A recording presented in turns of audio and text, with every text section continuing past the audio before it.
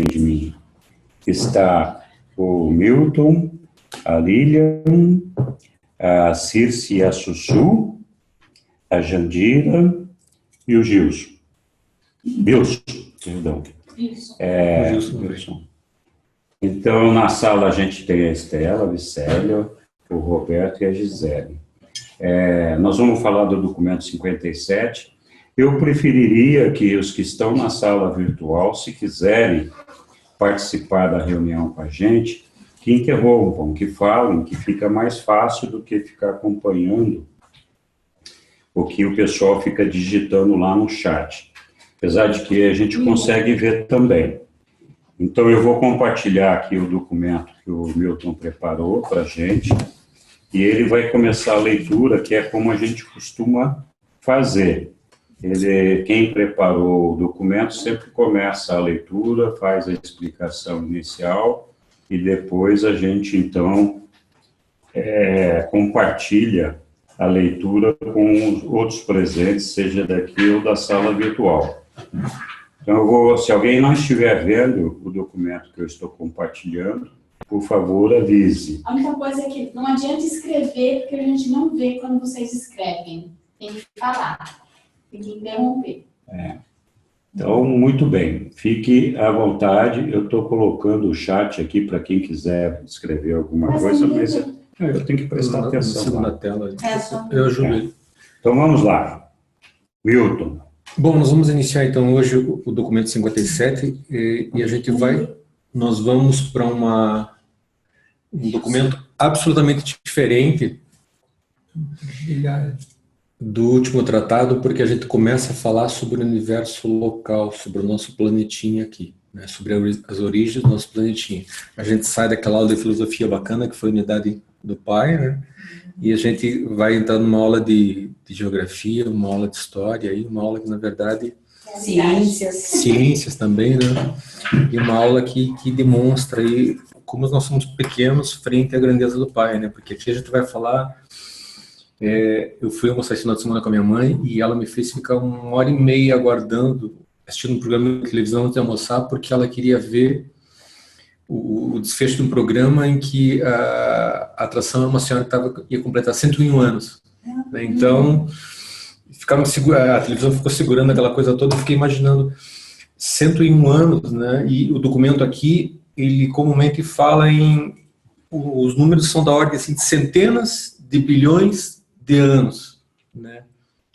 985 bilhões de anos. Então, eu fico muito pequeno perto desses números, assim, não consigo ter dimensão. Mas vamos lá, Henrique, vamos lá, porque é bastante extenso o documento hoje. Né? Ao oferecer aos anais de Urântia esses excertos dos arquivos de Jerusalém, a respeito dos antecedentes e da história inicial desse planeta, fomos orientados a considerar o tempo em termos de uso corrente, segundo o calendário bissexto em uso, com 365 dias e um quarto por ano.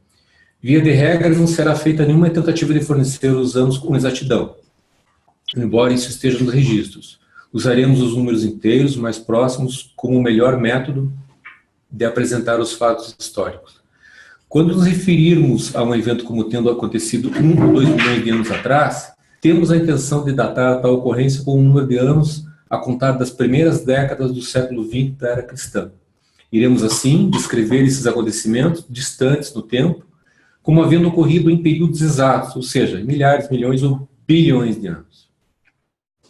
Que o propósito de falar das primeiras décadas do século XX da era cristã é que quando o livro foi publicado, né?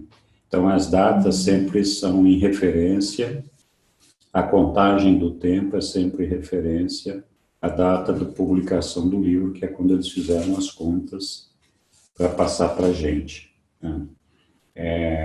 Então, vamos lá. A nebulosa de Andronova.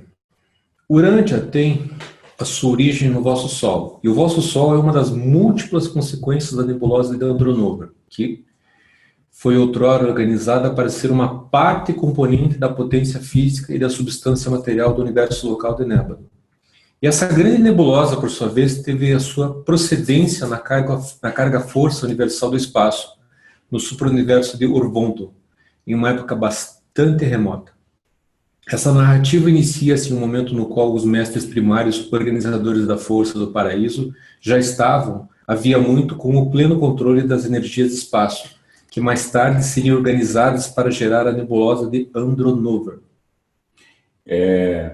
Uma coisa importante para todo mundo ter presente na mente, nós vamos falar agora do universo local, né?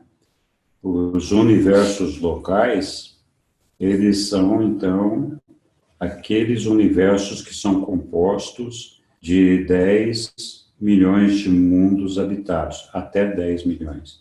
Então, eles vão se formando e formam esse conjunto de universos habitados, e isso é uma criação de um Micael, que é um filho do Pai Universal e do Filho Eterno. No nosso caso, o nosso Micael de Nébalo, que é aquele que encarnou na Terra em algum momento, e aqui foi chamado de Jesus, né? Então, aqui vai contar, na verdade, toda a formação desse universo local, que é uma criação dele, desse Micael, né? Então, de onde nós estamos inseridos. Vamos lá, então.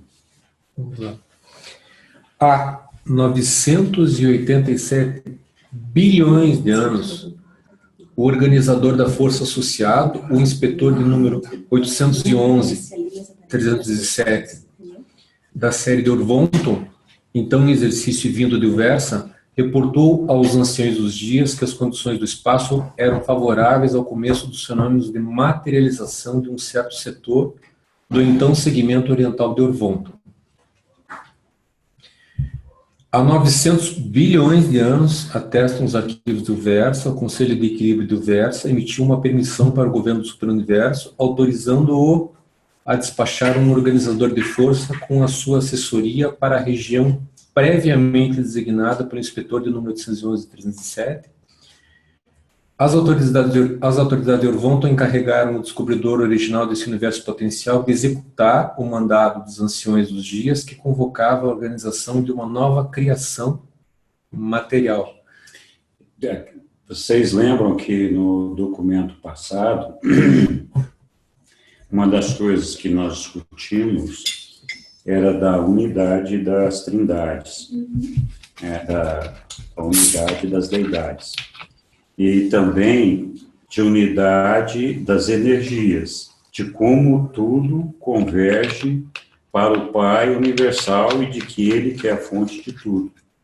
Aqui, essa energia que a gente está falando, que é uma energia física, claro, ela deriva do Pai, está centrada no absoluto inqualificável, e no nosso caso, ela passa pela Ilha do Paraíso e é emanada da Ilha do Paraíso para a formação, então, dessas nebulosas, que são manipuladas, então, por esses seres que estão sendo referidos aqui para iniciar a formação das coisas. Então, assim, a fonte da energia, ela é proposital, ela é deliberada. Essa energia não estaria acontecendo ali se não fosse um ato da vontade de Deus, da vontade do Pai. Mas a maneira como ela se desenvolve não é necessariamente uma coisa arquitetada, planejada. Ela vai se desenvolvendo de uma maneira mais ou menos fortuita, natural, com algum controle para evitar o caos, mas não com um controle completamente dirigido de uma criação previamente planejada.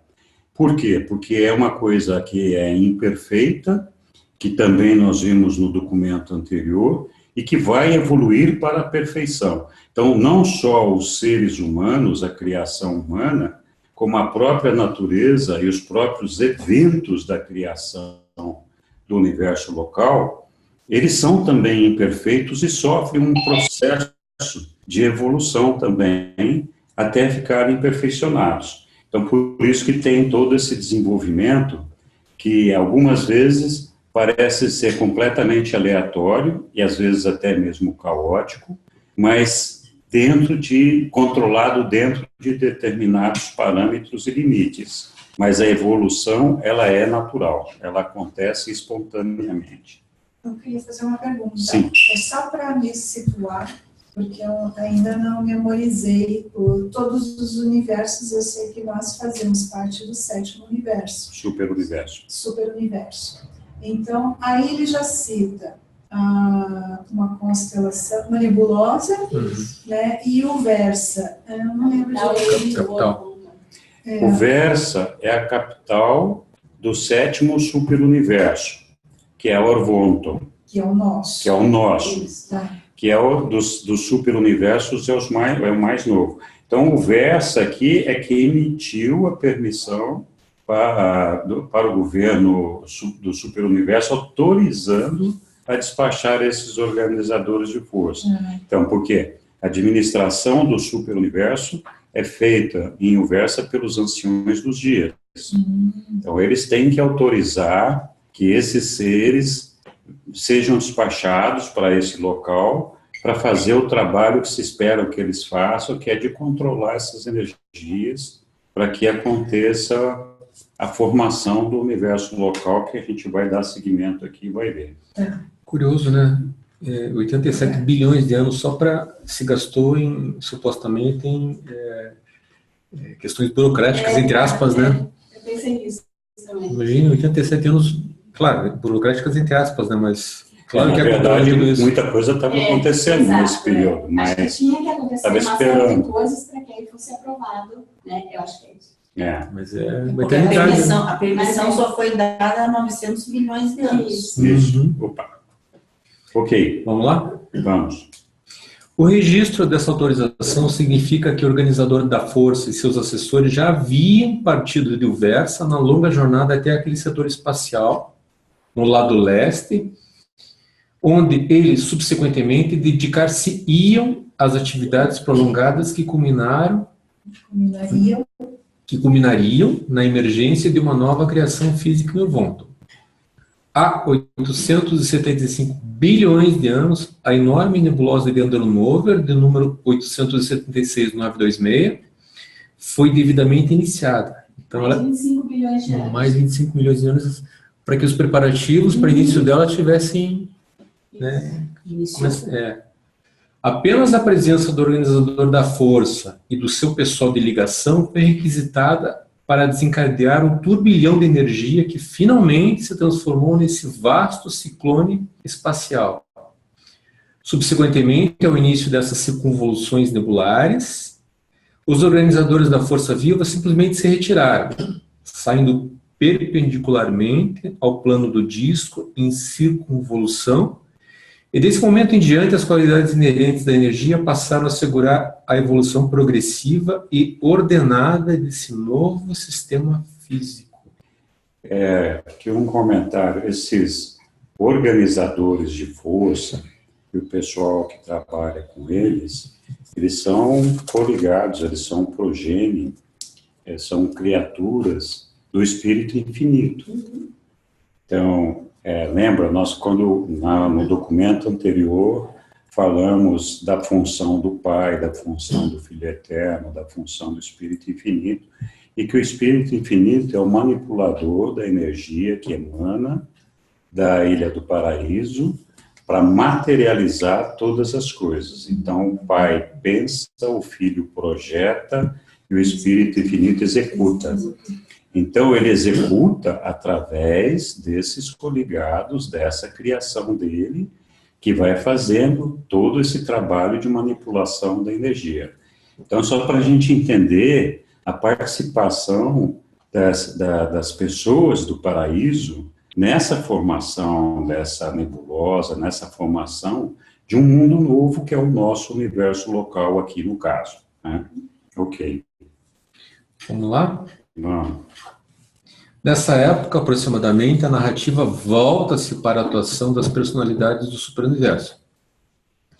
Na realidade, a história tem seu começo verdadeiramente nesse ponto, justamente quando os organizadores da Força do Paraíso preparam-se para a retirada, havendo deixado prontas as condições de energia e espaço para a ação dos diretores de potência e dos controladores físicos do superuniverso de Orvonton. Então, agora, presta atenção na frase lá, quando os organizadores da Força do Paraíso. Então, essa energia que estava ali é uma energia emanada do Paraíso, né? Isso. Ok. Daí ficam os diretores de potência e os controladores físicos que são no nosso superuniverso. Isso, que são seres do nosso superuniverso, mais originários do Espírito Infinito. Do Espírito Infinito. Exato. Alguém quer continuar? Alguém quer continuar? Pode ser da sala ou aqui. Tudo bem. Tem alguém no chat. O estágio primário da nebulosa. Todas as criações materiais evolucionárias nascem de nebulosas circulares e gasosas. E todas essas nebulosas primárias são circulares durante a primeira parte da sua existência gasosa. À medida que vão envelhecendo, geralmente adquirem a forma espiral e quando a sua função de formação solar chega ao fim, frequentemente terminam como acumulações de estrelas ou como enormes sóis cercados de um número variável de planetas, satélites e grupos menores de matéria, os quais se assemelham de muitos modos ao vosso diminuto sistema solar. Há 800 bilhões de anos, a criação de Andronover estava bem estabelecida como uma das magníficas nebulosas primárias de Orvonton. Quando os astrônomos de universos próximos observaram esse fenômeno no espaço, pouco puderam notar que lhes chamasse a atenção. Os cálculos estimativos da gravidade, feitos em criações adjacentes, indicaram que a materialização de espaço estava ocorrendo nas regiões de Andronover, mas isso era tudo.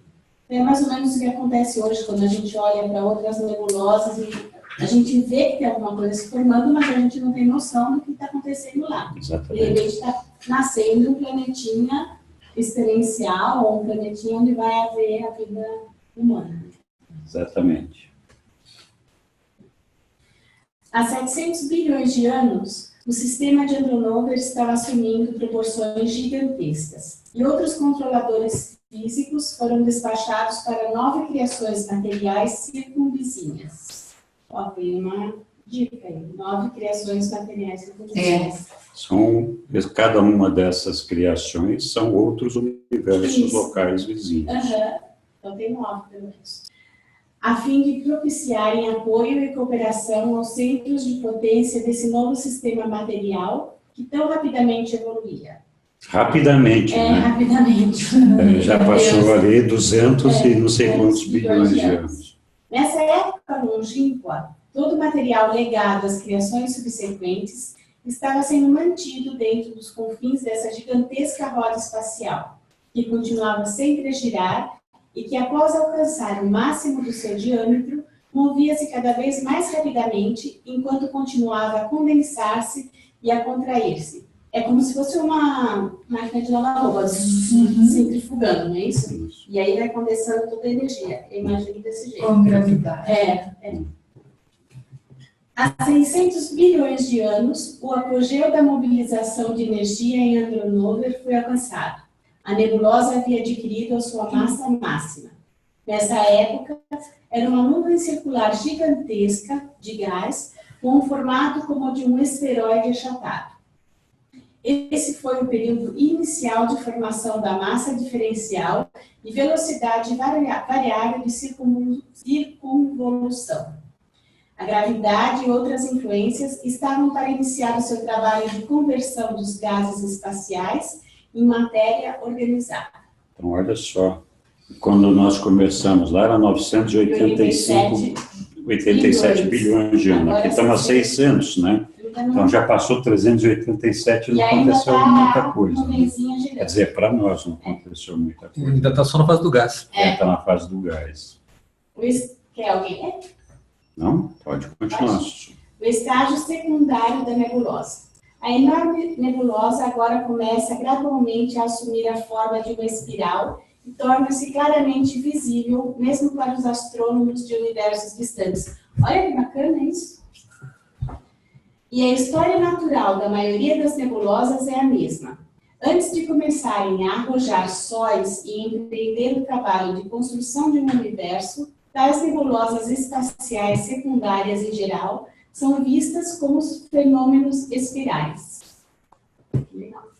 Quando os estudantes de astronomia de sistemas vizinhos, naquela era longínqua, já tinham astrônomos em outros sistemas olhando para a gente. Observaram essa metamorfose da nebulosa de Andrômeda, divisaram exatamente o mesmo que os astrônomos do século XX divisam, quando apontam os seus telescópios para o espaço e veem as nebulosas espirais de idade presente no espaço exterior adjacente. Mais uma prova que não estamos sozinhos. Verdade. Tem tanta gente que a gente nem imagina. E tanta gente olhando pra gente há tanto tempo, né? Se eles estão olhando pra gente, há tanto tempo, né? Por volta da época do alcance da sua massa máxima, o controle da gravidade do conteúdo gasoso começou a enfraquecer e sobreveio o estágio da fuga do gás. O gás escapava em forma de 2 braços gigantescos e distintos, tendo origem em lados opostos da massa-mãe. As rápidas revoluções desse enorme núcleo central logo conferiram uma aparência espiral a essas 2 correntes de gás projetadas para fora. O resfriamento e a condensação subsequente de partes desses braços protuberantes finalmente conferiram a eles a sua aparência nodosa. Essas partes mais densas constituíram vastos sistemas e subsistemas de matéria física girando no espaço em meio à nuvem gasosa da nebulosa, enquanto esta se mantinha seguramente dentro da atração da gravidade da roda-mãe. Então, é mais ou menos... A gente vê várias constelações e nebulosas assim, que é a espiral girando, mas com 2 braços estendendo, como se estivesse jogando... Escapando para cada lado. Nossa, nunca vi isso. Não? Procura constelação nebulosa na internet. É bem facinho. Coloca a palavrinha e vai para a imagem direto. Contudo, a nebulosa, havendo começado a contrair-se, é isso? O acréscimo da sua velocidade de rotação reduzia ainda mais o controle da gravidade. Pouco tempo depois, as regiões gasosas exteriores começaram finalmente a escapar do abraço imediato do núcleo da nebulosa, passando ao espaço em circuitos de contornos irregulares, retornando às regiões nucleares para completar os seus circuitos e assim sucessivamente. Mas isso foi apenas um estágio temporário de progressão nebular. A velocidade de giro, sempre crescente, logo fez com que enormes sóis fossem atirados ao espaço em órbitas independentes. Ou seja, enquanto ela está girando e os braços vão soltando... A gente já fez uma apresentação dessa. Acho que fui eu que fiz, inclusive. A gente tinha um monte de imagens. Aí, os sóis, né, que são as estrelas, ela vai jogando fora, vai expelindo energia, né? Vai pipocando sol para tudo quanto é lado. Tudo lá. E foi isso que aconteceu com Andrômeda, em idades extremamente longínquas. A roda da energia cresceu ainda mais até atingir a sua extensão máxima e então, quando sobreveio a contração, girou cada vez mais rapidamente até que finalmente o estágio centrífugo crítico foi alcançado e teve início uma grande desagregação. Foi sorte para tudo que tá. É como, mais ou menos como jogar farinha no ventilador para não voltar. Não é verdade? Você vai... Há 500 bilhões de anos, nasceu o primeiro Sol de Andrômeda. Esse, como um raio flamejante, desprendeu-se da atração da gravidade materna e precipitou-se no espaço em uma aventura independente no cosmos da criação. A sua órbita ficou determinada pela sua trajetória de escape. Esses jovens sóis rapidamente tornam-se esféricos e iniciam suas carreiras longas e cheias de acontecimentos como estrelas do espaço. Excetuando-se aqueles A Estela nos deixou para Não, participar. ela Tá 2 minutos do começo dela. Excetuando-se aqueles. É ali mesmo? Excetuando-se É. aqueles vindos de núcleos nebulares terminais, a grande maioria dos sóis de Orvonton teve um nascimento análogo. Esses sóis, que escapam desse modo, passam por períodos variados de evolução e serviço posterior no universo. Então, esses sóis vão criar outros sistemas. É curioso, porque o primeiro Sol expelido de Andronover foi a 500. 500 bilhões. 500 bilhões. Então, O Sol levou 375 bilhões de anos para ser expelido o primeiro Sol. E ela continuou funcionando. 400, né? 475. 900? Não, É 987 menos. 500. 375. Ah. Porque começou a 875. Né, então, Ok. 375. Mas o curioso é que, então, a 500 bilhões foi expelido primeiro, só 6 foi produzido nosso, Nossa. então ela continuou produzindo por mais quase... E mais ainda, por quê? Ela ainda está produzindo. Porque nós somos o 606 de... Não, mas eu acho que os sóis já estão todos prontos. prontos, né? Acho que Sim. sim. Ah, sim, claro, porque é Andronover ainda. Vamos lá. Essa nebulosa, nenhum cientista sabe mesmo, conhece? Andronover? Ela já apareceu na ciência, de alguma forma. Eu não me lembro Já agora. dela com a outra. Mas não tenho Não sei se certeza. com esse nome, né? Não tenho certeza. Porque ela continua se expandindo. Ela já Não, você vai ver agora que ela começa a murchar agora, vai desaparecer. Ela está quase... A força Aí, centrífuga. quanto mais ela se condensa, Ela se estabiliza, né? Ela é hoje uma centelha do que foi. Isso. A gente vai ver na frente. Já estamos chegando lá. Há 400 bilhões de anos, a nebulosa de Andronover iniciou seu período de recaptação. Muitos dos sóis vizinhos e menores foram recaptados. Então, ela começa a sugar daí. Atrair, na verdade. Atrair. Primeiro ela espere, depois ela atrai. Em consequência do crescimento gradual e condensação posterior do núcleo materno. Logo foi inaugurada a fase terminal da condensação nebular, período que sempre precede a desagregação final de tais acumulações espaciais imensas de energia e de matéria. E todas as nebulosas funcionam desse jeito. Exatamente. E aí foi exatamente nessa época. Foi cerca de 1 milhão de anos depois dessa época, que Micael de Neverman, filho criador do paraíso e iludiu Jesus, escolheu essa nebulosa em desintegração como local para sua aventura de construção de um universo. Quase imediatamente teve início a construção dos mundos arquitetônicos de Salvington e os 100 grupos de planetas sede das constelações. Quase 1 milhão de anos foram necessários para completar esses agrupamentos de mundos especialmente criados. Então, eles foram criados, não foram naturalmente, não apareceram naturalmente, eles foram criados manipuladamente. Os planetas sede dos sistemas locais foram construídos durante um período que perdurou desde aquela época até cerca de 5 bilhões de anos atrás, ou seja, a gente está falando de quantos bilhões ali? Era 400. 400 Menos 5. Então, assim, 95 bilhões. Durante 395 bilhões. A construção do terreiro de Micael. É isso? então, assim, cada universo local tem 100 constelações, lembra? Cada universo local tem 100 constelações. Cada constelação tem uma sede central.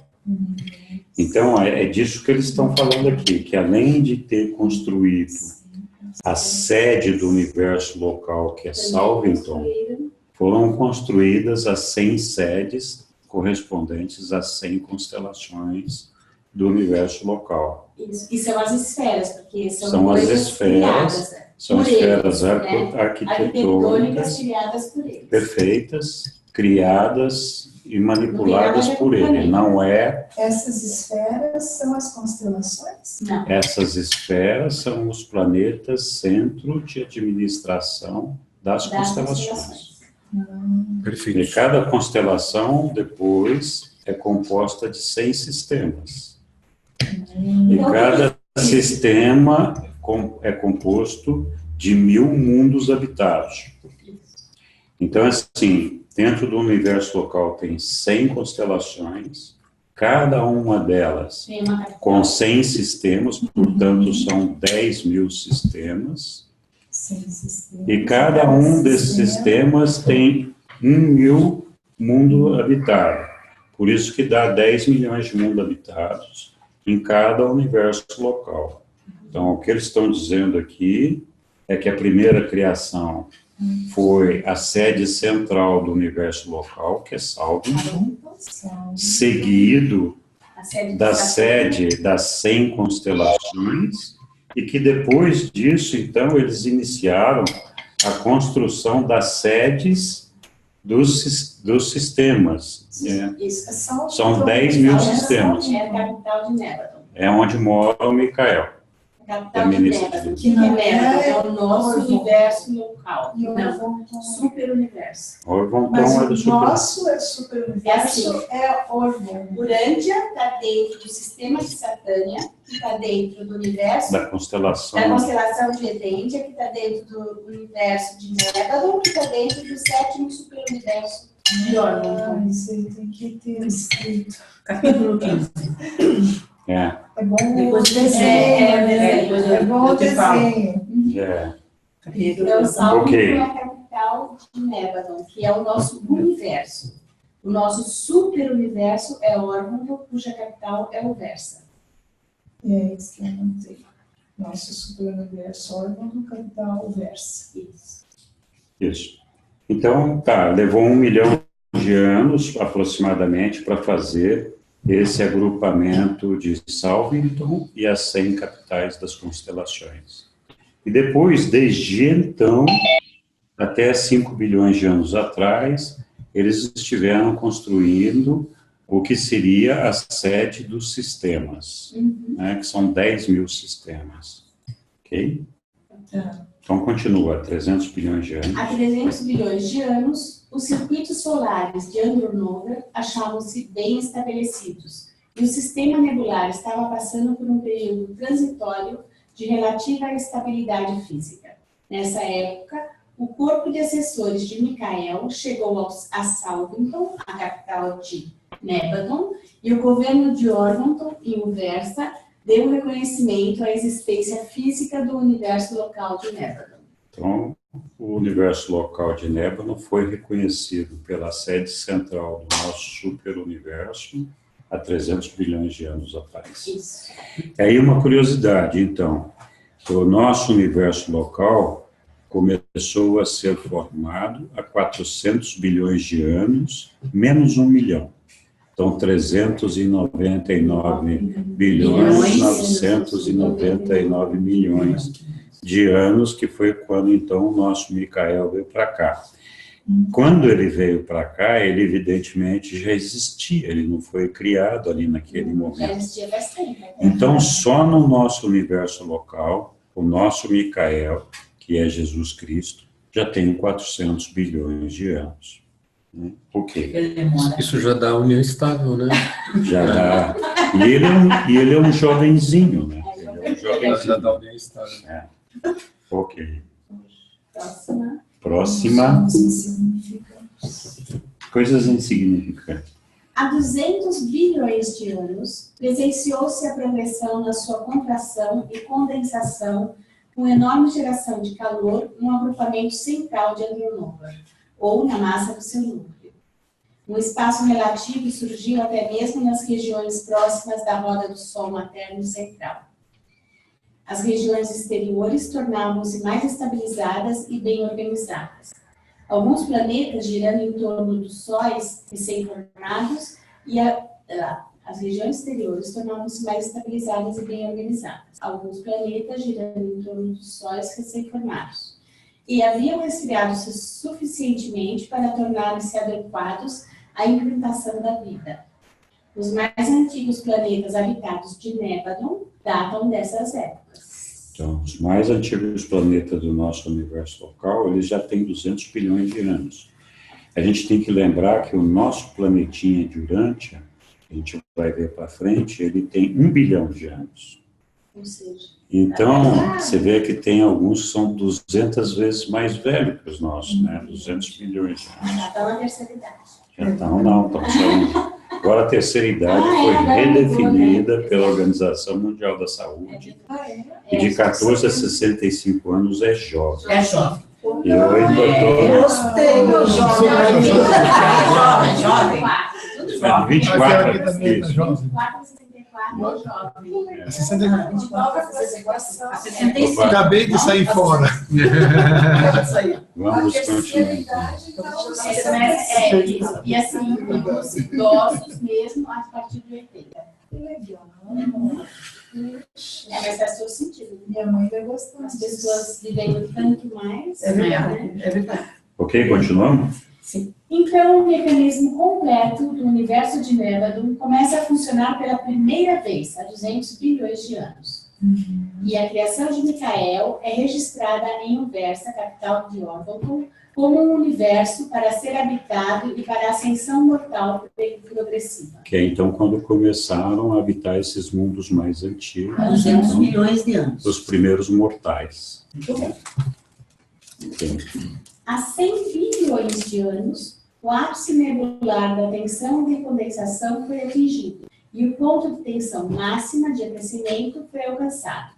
Esse estágio crítico de contenção do aquecimento gravidade perdura por idades. Algumas vezes, porém, mais cedo ou mais tarde, o calor vence a luta com a gravidade e o período espetacular de dispersão do Sol tem início.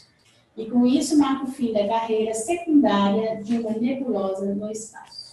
Entendeu? E o Sol vai fazer a mesma coisa que fazem as nebulosas. Ela começa a expelir, aí nascem os planetas, os sistemas. Ok, alguém para ver? Eu queria ver a imagem disso. Mas pode pôr na internet. vocês Vamos vão ver pôr algumas. formação das nebulosas, põe no- constelações. Isso, muito show. Foi da NASA que você vai mandar. Eu posso ler agora isso aí. Então vai. Os estágios terciário e quaternário. O estágio primário de uma nebulosa é circular. O secundário é espiral. O estágio terciário é a primeira dispersão solar, enquanto o quaternário abrange o segundo e o último ciclo da dispersão solar, com o núcleo-mãe terminando como um agrupamento globular ou um Sol solitário a funcionar tal qual o centro de um sistema solar terminal. Há 75 bilhões de anos, essa nebulosa havia alcançado o apogeu do seu estágio de família solar. Foi, então, o ponto culminante do primeiro período de perdas solares. A maioria desses sóis, desde então, apoderou-se de vastos sistemas de planetas, satélites, ilhas escuras, cometas, meteoros e nuvens de pó cósmico. Há 50 bilhões de anos, completava-se esse primeiro período de dispersão solar. A nebulosa terminava rapidamente o seu ciclo terciário de existência, durante o qual deu origem a 876.926 mil sistemas solares. Ou seja, trabalhou pra caramba, né? Sim. Há 25 bilhões de anos, presenciou-se o completar do ciclo terciário da vida da nebulosa, o que acarretou a organização e uma relativa estabilização dos vastos sistemas estelares derivados dessa nebulosa matriz. Tem um cachorrinho. Ele está nos ouvindo. Todavia, o processo de contração física e produção crescente de calor continuou na massa central da nebulosa remanescente. Há 10 bilhões de anos, teve começo o ciclo quaternário de Andronover. A temperatura máxima da massa nuclear havia sido atingida. O ponto crítico de condensação aproximava-se. O núcleo materno original encontrava-se em convulsões, sob a pressão combinada da sua própria tensão de condensação de calor interno e a atração crescente da maré gravitacional do enxame adjacente de sistemas de sóis liberados. As erupções nucleares que estavam para inaugurar o segundo ciclo solar da nebulosa eram iminentes. O ciclo quaternário da existência nebular estava para começar. Há 8 bilhões de anos, uma imensa erupção terminal teve início. Apenas os sistemas exteriores ficaram a salvo no momento de um cataclismo cósmico como este. E assim foi o início do fim da nebulosa. Por um período de quase 2 bilhões de anos, estendeu-se a fase final de emissão de sóis. Há 7 bilhões de anos, presenciou-se o ponto máximo da desagregação terminal de Andronover.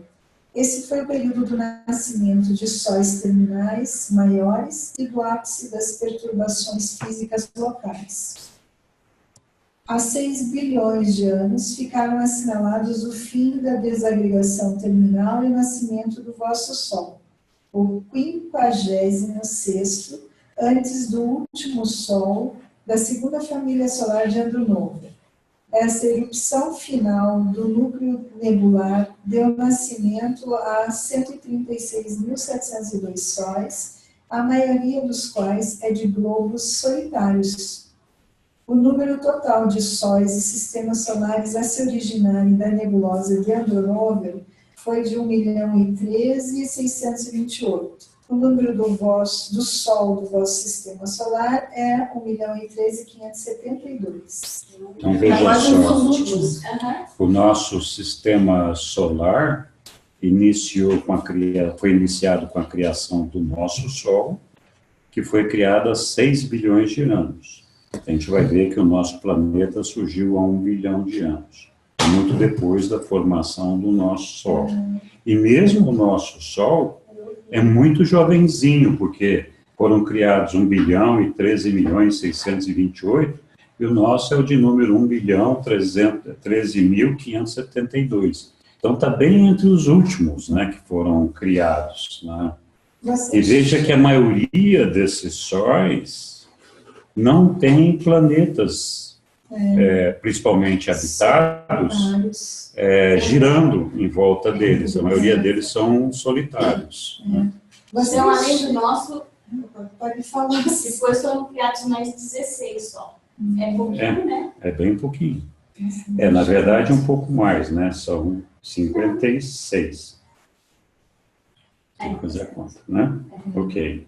Eu ia perguntar, então, isso aí. Se vocês, quando começaram a estudar o livro, vocês chegaram a conferir essas datas de criações, assim, que aparece, com a geologia, tudo isso? que aparece sim. E o que antigamente não era comprovado com as mesmas datas, hoje em dia a ciência já comprova. Mas tem muita coisa que está sendo falada aqui, que a nossa ciência hoje não tem a menor ideia. Eu acho que isso aí, acho que não tem ideia. Dá vontade de mostrar esse livro para o Marcelo Gleice. Porque eles acreditam que o nosso universo surgiu há 14 bilhões de anos. E, na verdade, surgiu há 400 bilhões, né? Na verdade, a nebulosa é 800 e pouco, né? Só o nosso universo. Eles acham que o universo inteiro que eles conseguem ver, o tal do Big Bang, lá foi há 14 bilhões de anos. Exatamente. O Big Bang teria 14 bilhões de anos. Isso. Imagina só. Não é nem a ponta do iceberg. Não. Então, completamente... Isso foi uma nebulosa explodindo. Mas já tem outras teorias, além daquela do Big Bang, que atribui trilhões de anos à formação dos universos. Okay. Um cara legal para falar com isso, sobre isso, se você souber direcionar, é o Sérgio Klein. Ele é muito bom. É mesmo. Não precisa trocar foto com ele, mas discutir sobre ele. Tem um leitor que faz bastante pesquisa nesse campo. Ele deu até uma palestra, né? E tem essa palestra, eu acho que não. Ele é muito bom nessa parte. Interessante. Ok, continuando. Vou continuar aí mais um pedacinho. Na época atual, a grande nebulosa de Andronova já não existe mais, mas está presente nos muitos sóis e suas famílias planetárias que se originaram daquela nuvem-mãe do espaço.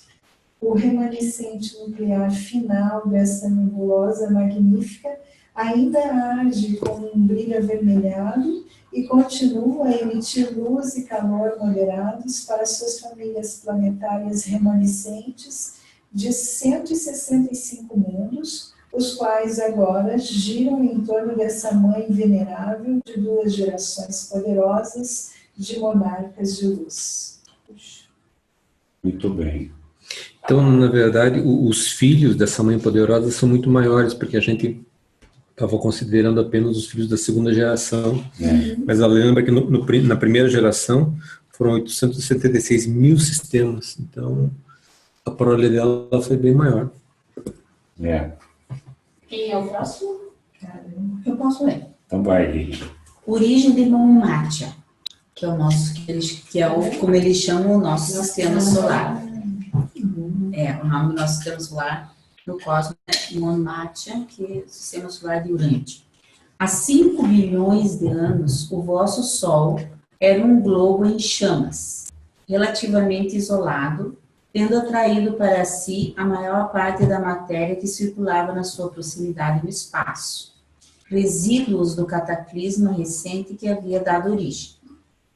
Hoje, o vosso Sol alcançou uma estabilidade relativa, mas os seus ciclos de 11 anos e meio de manchas solares comprovam que foi uma estrela variável na sua juventude.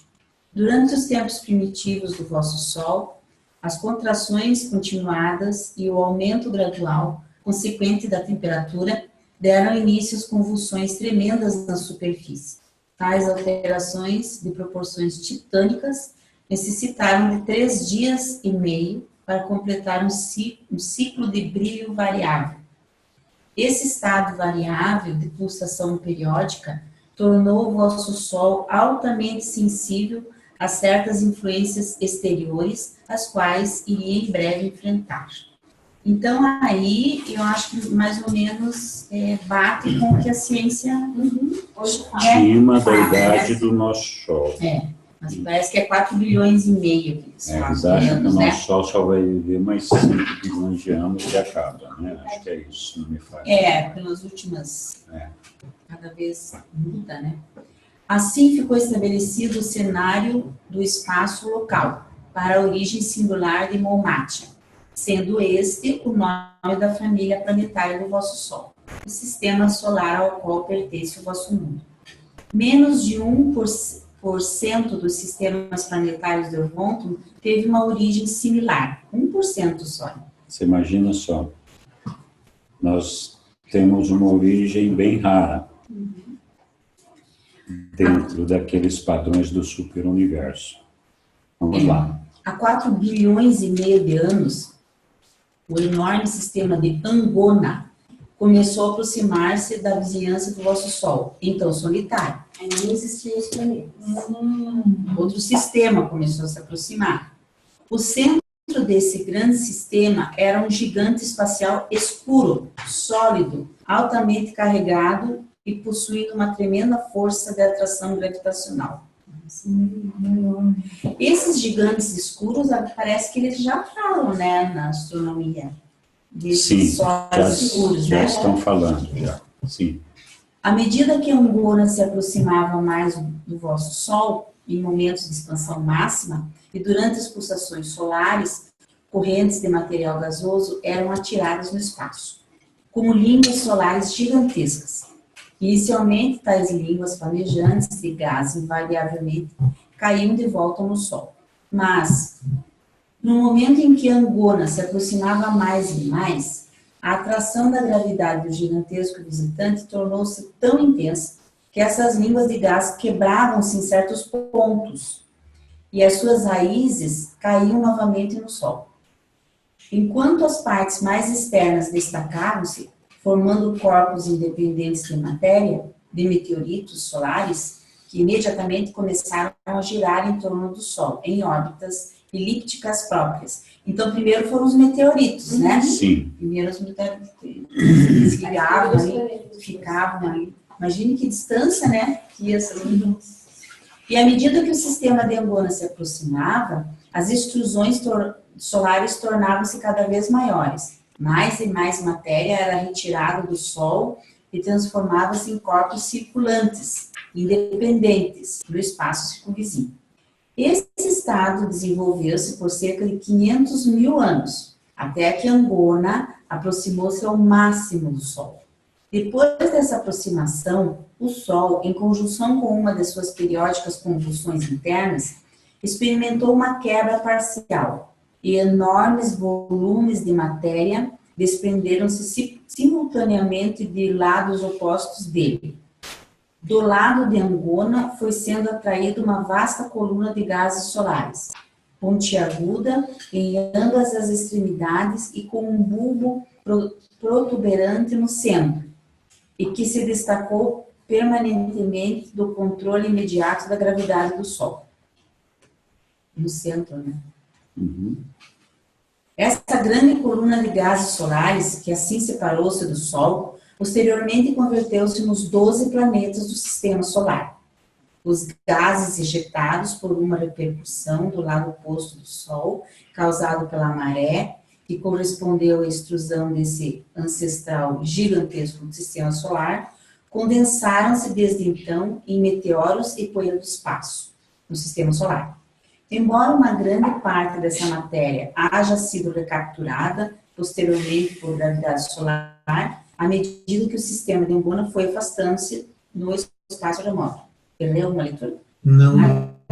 Eu lembrei agora que a Unimis tem um trabalho muito bom a respeito do formato que ganharam esses corpos, né? Uhum. Essas massas. São os planetas. É palestra que ele tem? Foi uma apresentação que nós assistimos num encontro, não sei se isso, mas na verdade ele explica que o formato dos corpos aqui de Monmátia justificam, foi uma lâmina de fogo que se desprendeu, né? Fugiram da gravidade do Sol, mas o formato então desses astros, inclusive o nosso planetinha aqui, justificam, né? O formato meio... O formato da língua que se desprendeu. Do Sol. Eu não achei esse... Seria interessante trazer essa foto aí para mostrar, mas esse formato Você justifica... Então... consegue trazer na próxima? Se eu encontrar, eu trago. Eu mando para você. É muito difícil. Se entrar no Ermub, você vai achar as palestras. É só pedir para ele. Mas é interessante. Não, mas no site do Ermub tem as palestras. Tá bom. Embora tenha conseguido êxito em extrair do Sol o material ancestral dos planetas do Sistema Solar e um volume enorme de matéria, a qual agora circula em volta do Sol como asteroides e meteoros, o sistema de Angona não assegurou para si nada dessa matéria solar. O sistema visitante não chegou perto o bastante para, de fato, roubar algo da substância do Sol.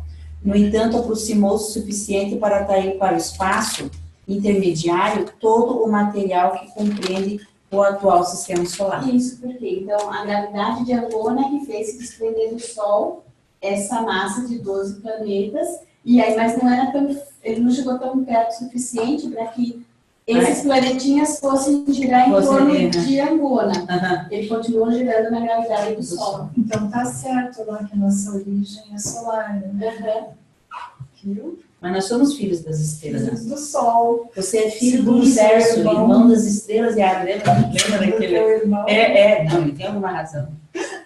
Os 5 planetas internos e os 5 planetas mais externos logo se formaram, ainda com tamanho reduzido da matéria resfriada e dos núcleos condensados nas extremidades de massa menor, e mais afiladas no gigantesco bulbo provocado pela gravidade, o qual Angona conseguiu destacar do Sol, enquanto Saturno e Júpiter formaram-se das partes centrais e de maior massa do bulbo. Por isso que eles são os planetas maiores do nosso sistema. Os planetas os maiores, né? Porque ali se concentrou mais matéria solar. O energia. A poderosa atração da gravidade de Júpiter e Saturno logo captou a maior parte do material roubado de Angona, o que é testemunhado por um movimento retrógrado de alguns de seus satélites. Júpiter e Saturno, que são derivados do centro mesmo da enorme coluna de gases solares superaquecidos, continham tanto material solar altamente aquecido que brilharam com uma luz reluzente e emitiram enormes volumes de calor. Eles foram, em realidade, sóis secundários, durante um curto período posterior às suas formações, como corpos separados no espaço. Esses dois planetas maiores do Sistema Solar permaneceram altamente gasosos até os dias atuais, não se havendo ainda resfriado até o ponto da completa condensação ou solidificação. Eles ainda são gasosos. Agora uma perguntinha. Tem vida em todos esses planetas, né? Não. Segundo Urântia? Não. Ah, não. Não. Geralmente é assim, em cada sistema tem 1 ou 2 planetas habitados, os outros não são habitados. Então, Marte, nem pensar. Então aqui é Nunca teve vida. Marte, pode ser, né? Não, a gente não sabe, né? não Que se isso é um sabe. ou A dois. gente não A sabe, gente mas sabe que o nosso provavelmente é, não. né? Mas que se existe outro habitado aqui, o livro não fala. Mas se tiver, tem 2, acho, né? No máximo, Se não 3. são 2 ou 3. No máximo, acho que. Os núcleos de contração de gás dos outros 10 planetas logo atingiram um estágio de solidificação e assim começaram a puxar para si quantidades cada vez maiores de matéria meteórica que circulava no espaço vizinho. Os mundos desse sistema solar, de tal modo, tiveram uma dupla origem: núcleos de condensação de gás, mais tarde aumentados pela captação de quantidades enormes de meteoros. De fato, ainda continuam a captar meteoros, mas em quantidade bem mais reduzida. Isso, quanto mais meteoro colar nos planetinhas, eles vão crescendo. Os planetas não giram em torno do Sol no plano equatorial da sua mãe solar, o que fariam se houvessem sido expelidos na rotação do Sol. Na verdade, eles circulam no plano da extrusão solar de Angona, que formava um ângulo considerável com o plano equatorial do Sol. Naquela época, né? Porque agora não, né? Não, eu acho que agora ainda Como é. assim? Não, ele não. Ele mudou. Não gira em torno do Sol? Não, Não, eles mas- giram em torno do Sol, mas o que eles querem dizer é que tipo, a gravidade deles é com relação ao Sol, mas ela tem essa posição no universo em função da Angona, da gravidade que a Angona deixou. Assim. E, Não no Angona plano colocou equatorial. colocou eles nessa Nessa posição. ordem. Isso. Nessa ordem. É. Só que ela vai desaparecer, pelo que eu tô vendo. Assim, Não. Ela só passou. Ela só passou por aqui. Só Passou por a aqui. criação. Mas não tá por aqui? Não. Mas acho que existe ainda, né? Mas ela só passou. Olha lá, vamos ver. Não lembro. Embora um outro sistema.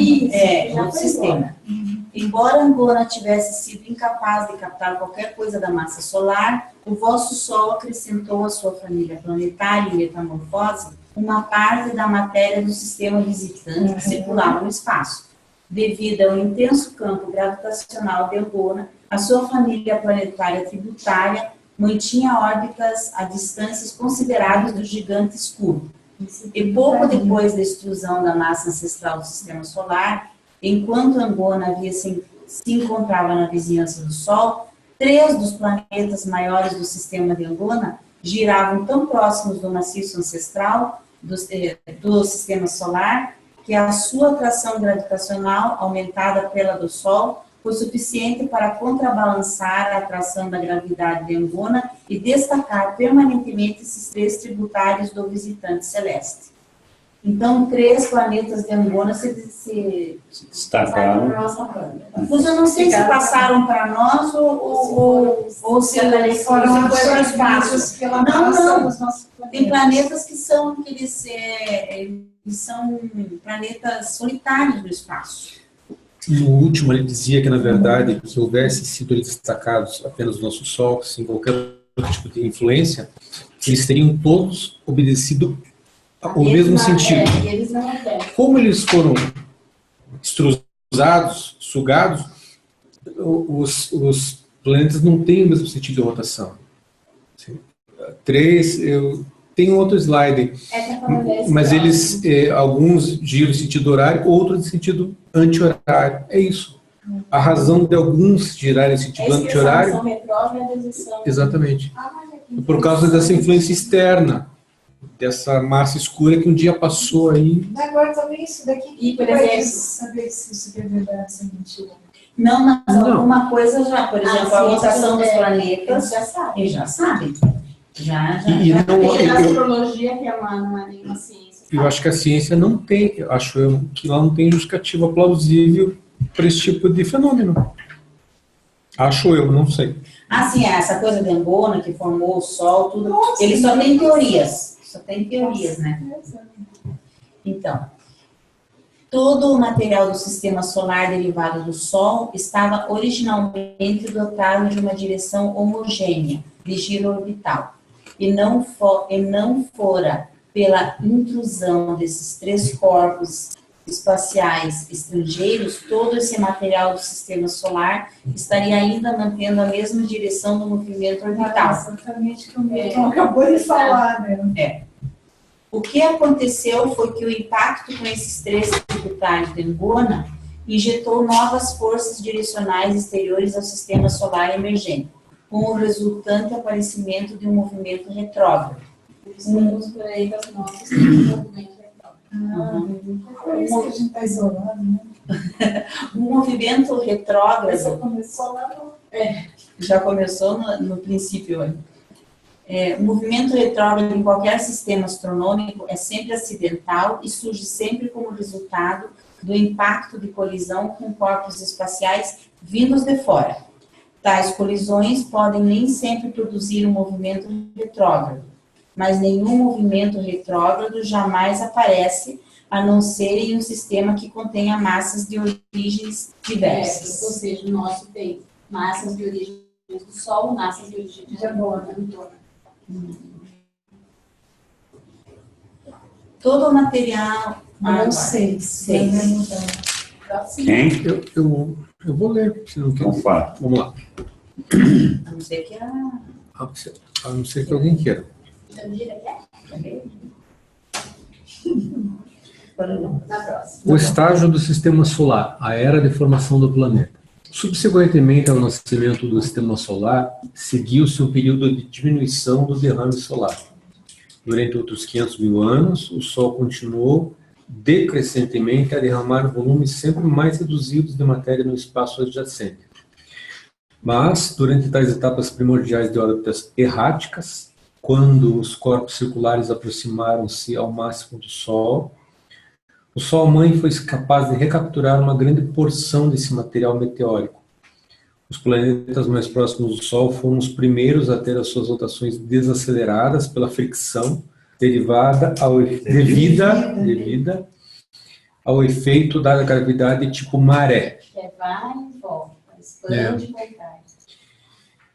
Essas influências gravitacionais contribuem também para a estabilização das órbitas planetárias, pois atuam como freio sobre a velocidade de rotação em torno do eixo planetário, levando um planeta a girar sempre mais devagar até que essa rotação axial cesse, deixando um hemisfério do planeta sempre voltado para o Sol ou para o corpo maior, como é ilustrado pelo planeta Mercúrio e pela Lua, a qual gira sempre com a mesma face voltada para o Urântia. Uma coisa, eu não sei se é desse conhecimento, mas Júpiter era um planeta que tinha 12 planetas. Hoje em dia não tem mais 12, né?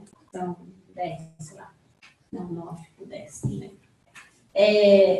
Um dos planetas que tinha no sistema solar, Júpiter tem uma gravidade tão forte, é um corpo tão grande, né, tão imenso, que ele atraiu esse outro planeta para ele, e esse planeta hoje é uma das luas de Júpiter.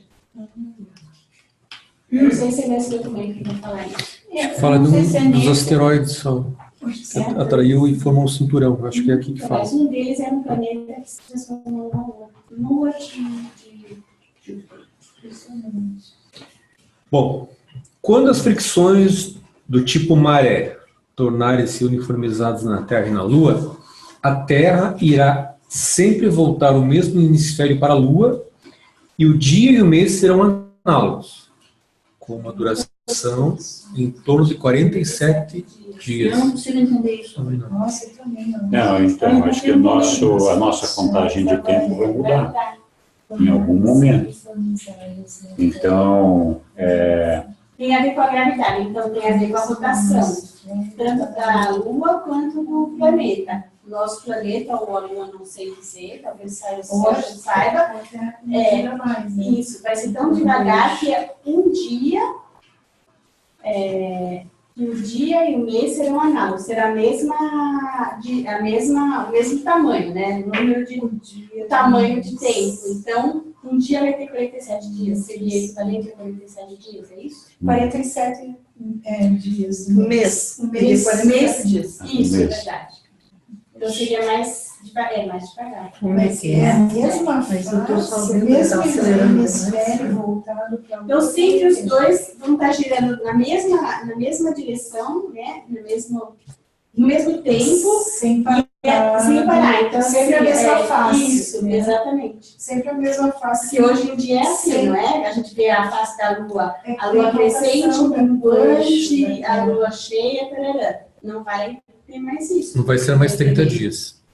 Além de não Vai ser ser 30 dias, 47. serão 47, além disso, Só vai ser uma face. você vai ver uma face. Então, vamos dizer, você vai ver a Lua Então, por cheia, exemplo, você vai só o ver a Brasil Lua- vai ver a Lua. A Rússia não vai ver a Lua. O Japão não vai ver a Lua. ou o contrário. Ou o contrário. Isso. Tá. Eu quero ver a lua. Eu Mas que seja o também. Brasil. Tomara que seja Eu já não assim. acho que é isso, sabe? Eu acho assim, a gente só vai ver uma face da Lua. Ou seja, hoje a gente vai ver a Lua cheia, hoje a gente vai ver agora o minguante, hoje a gente vai ver a Lua crescente, ou a gente vai ver a Lua nova. Eu acho. Mas eu não tenho certeza. De repente vai pra frente. Deve ser uma coisa tão simples. Vai voltar né? sempre o mesmo hemisfério. Não, pra mim, esse negócio de rotação, de translação, minha filha não sei.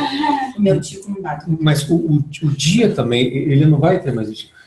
O Pois dia, é. ele vai ter 47 dias, não vai ter mais 24 horas. 47 dias. Então, mas é assim, ó, hoje é assim, esse vira pra cá e esse vira pra cá. Então a gente não tá vendo a mesma coisa sempre. A gente vê cada hora uma coisa diferente. Da Lua? Não, da Lua a gente sempre vê a mesma A Lua face. não se mexe. Não, A Lua não aqui se mexe. né? A Lua não se mexe. é que ela fica É assim, ó. oculta pelo Vamos ver Sol. aqui. Explica pra você. Ó, Isso. Sol. Fica aí. Isso. Aham. a Lua, Não. sei lá, Júpiter, qualquer outro planeta.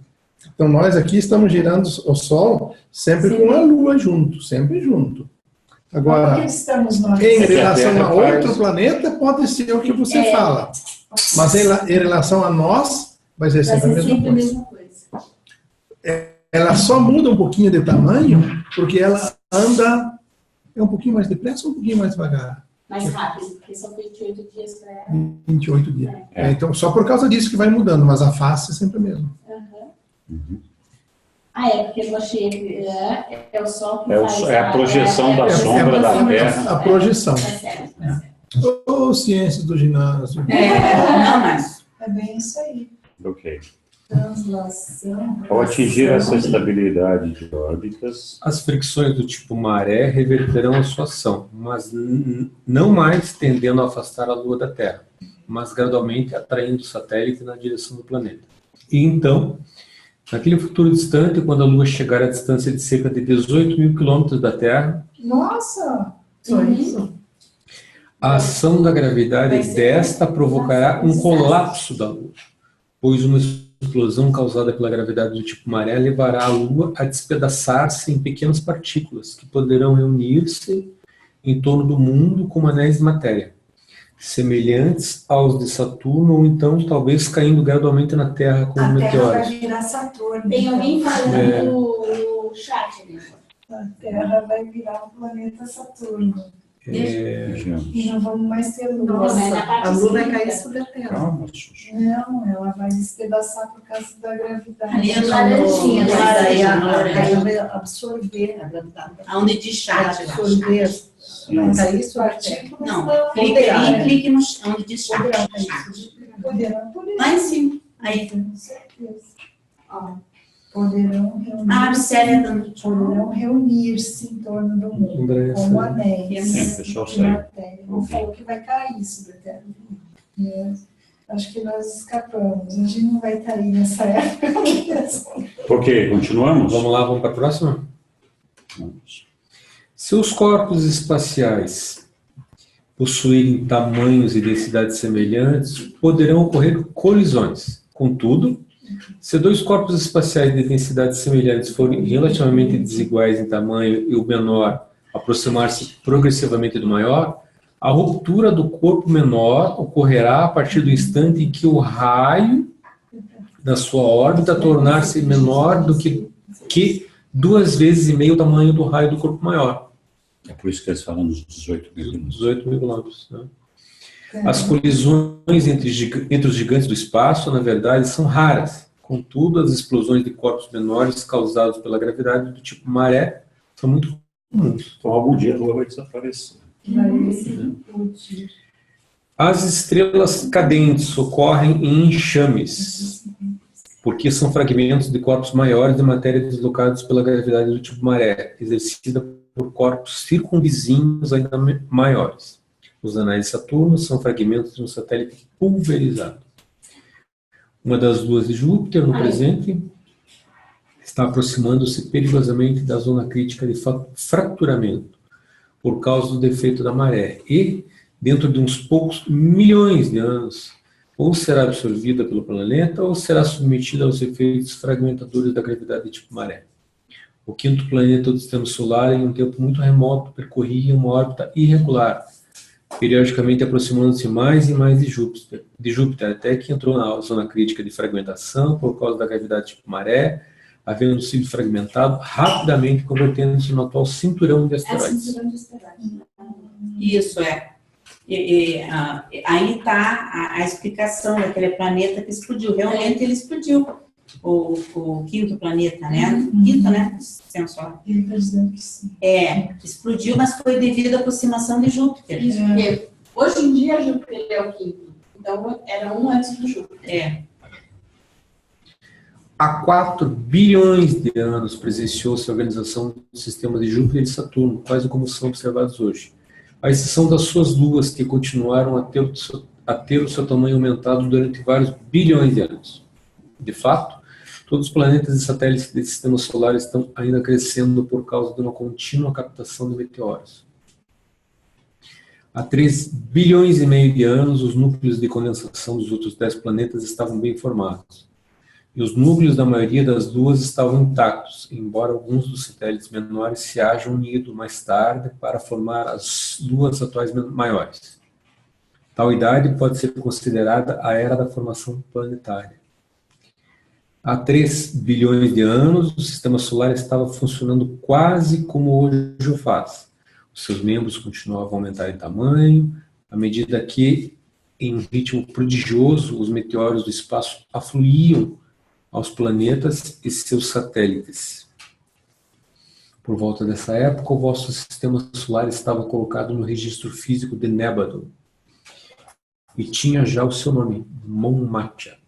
Há 2 bilhões e meio de anos, os planetas haviam aumentado imensamente o seu tamanho. Urântia era uma esfera bem desenvolvida, com cerca de 1/10 de sua massa atual, e estava ainda crescendo rapidamente por absorção de meteoros. 1/10, você veja, né? Interessante isso. 2 bilhões de anos. Tudo que passava pegava, né? A rotação. Toda essa tremenda atividade é uma parte normal da edificação do mundo evolucionário da ordem de Urântia e constitui a parte preliminar astronômica para o estabelecimento do cenário que é o começo da evolução física dos mundos do espaço, na preparação para as aventuras da vida no tempo. Acho que eles devem dizer assim, ó, olha aquele planetinho ali, ó, aquele ali acho que vai ficar bom pra vida, hein? Você tá vendo aquele planetinho? Aproveita. Eles devem ter essas conversas, ó. Próximo. Esse é o penúltimo. Quem quer ver agora? São os arquitetos cósmicos. Vai. Vai. A era meteórica, a era vulcânica, a atmosfera planetária primitiva. Durante esses tempos primitivos, as regiões do espaço do sistema solar estavam repletas de corpos diminutos, de fragmentações e condensação, e na ausência de uma atmosfera protetora de combustão, esses corpos espaciais colidiam diretamente com a superfície de Urântia. Tais impactos incessantes mantinham a superfície do planeta mais ou menos aquecida. E isso começou, junto com a ação crescente da gravidade, à medida que a esfera ficava maior, a colocar em operação aquelas influências que gradualmente levaram os elementos mais pesados, como o ferro, a acumularem-se mais e mais no centro do planeta. Há 2 bilhões de anos, a Terra decididamente começou a avantajar-se em relação à Lua. O planeta sempre havia sido maior do que seu satélite, mas não havia tanta diferença entre seus tamanhos até por volta dessa época, quando enormes corpos espaciais foram captados pela Terra. Urântia, então, tinha 1/5 do seu tamanho atual e tornava-se grande o suficiente para manter a atmosfera primitiva que havia começado a surgir, como resultado do confronto elementar entre o interior aquecido e a crosta exterior que se resfriava. Olha que interessante, já começou a atmosfera aí, ó. Quando ela tinha 1 quilo, do tamanho. A atmosfera, da hora que surge a atmosfera, nem sabia que era disso. A atividade vulcânica definida data desses tempos, 2 bilhões de anos. O calor interno da Terra continuava a aumentar pelo mergulho cada vez mais fundo dos elementos radioativos ou mais pesados trazidos do espaço pelos meteoros. O estudo desses elementos radioativos revelará que Urântia, na sua superfície, tem mais de 1 bilhão de anos. O relógio radioativo é o nosso indicador temporal mais confiável para obter estimativas científicas da idade do planeta. Mas todos esses cálculos resultam por demais superficiais, porque os materiais radioativos disponíveis para a vossa pesquisa derivam completamente da superfície terrestre e, portanto, representam aquisições relativamente recentes desses elementos por parte de Urântia. Aqui foi grudando em Urântia. Há 1,5 bilhão de anos, a Terra possuía 2/3 do seu tamanho atual, enquanto a Lua estava próxima da massa que hoje apresenta. Se comparado ao da Lua, o rápido aumento da Terra em tamanho capacitou-a a começar a roubar aos poucos a escassa atmosfera que o seu satélite possuía originalmente. Tinha atmosfera na Lua. E a gente roubou. Sabe, a gente já era ladrãozinho. Começou! Começou ali. O que nós roubamos? A atmosfera da Lua tinha. A ação vulcânica nesse período atinge o seu apogeu. Toda a Terra é um verdadeiro inferno de fogo. Então, a superfície assemelha-se ao seu estado de fusão anterior, antes que os metais mais pesados tivessem ido para o centro da força por força da gravidade. Essa é a idade vulcânica. Contudo, uma crosta constituída principalmente de granito, relativamente mais leve, forma seus poucos. Gente, o granito, então, tem 2 bilhões de anos. Caramba! Por isso que é caro. Caramba! Por isso que é caro. É velho, né? 2 bilhões de anos. O cenário vai sendo estabelecido para que o planeta possa um dia vir a sustentar a vida. A atmosfera primitiva do planeta evolui vagarosamente. Agora contém um pouco de vapor de água, monóxido de carbono, dióxido de carbono e cloreto de hidrogênio, mas com pouco ou nenhum nitrogênio e oxigênio livres. A atmosfera de um mundo na idade vulcânica apresenta um espetáculo estranho. Além dos gases acima mencionados, é pesadamente carregada pelos numerosos gases vulcânicos, e à medida que o cinturão de ar amadurece, também é carregada pelos produtos da combustão das pesadas chuvas meteóricas que constantemente se abatem sobre a superfície do planeta. Essa combustão meteórica mantém o oxigênio atmosférico em um nível de quase exaustão, e o bombardeamento meteórico ainda é tremendo. Nossa, esse daí é a missão do inferno. Nossa. Não tinha como viver aqui. Com o tempo, a atmosfera tornou-se mais estabilizada e resfriada o suficiente para dar início à precipitação de chuva sobre a superfície rochosa quente do planeta. Durante milhares de anos, Urântia permaneceu envolvida em uma imensa e contínua camada de vapor. Nessas idades, o Sol nunca brilhou sobre a superfície da Terra. Mas sabemos como cultiva. Uma grande parte do carbono da atmosfera Uma grande parte do carbono da atmosfera constitui o substrato de formação dos carbonatos de vários metais que abundavam nas camadas superficiais do planeta. Mais tarde, quantidades ainda maiores desses gases carbônicos foram consumidas pela vida vegetal primitiva que proliferava. Os fluxos contínuos de lava e meteoros que caíam, mesmo nos períodos ulteriores, esgotavam quase completamente o oxigênio do ar. E, inclusive, os primeiros depósitos dos oceanos primitivos, logo depois de surgidos, não continham nenhuma pedra florida, nem xistos. Durante um longo tempo após o surgimento do oceano, não houve virtualmente nenhum oxigênio livre na atmosfera. E esse não surgiu em quantidades significativas até ter sido mais tarde gerado pelas algas marinhas e outras formas de vida vegetal.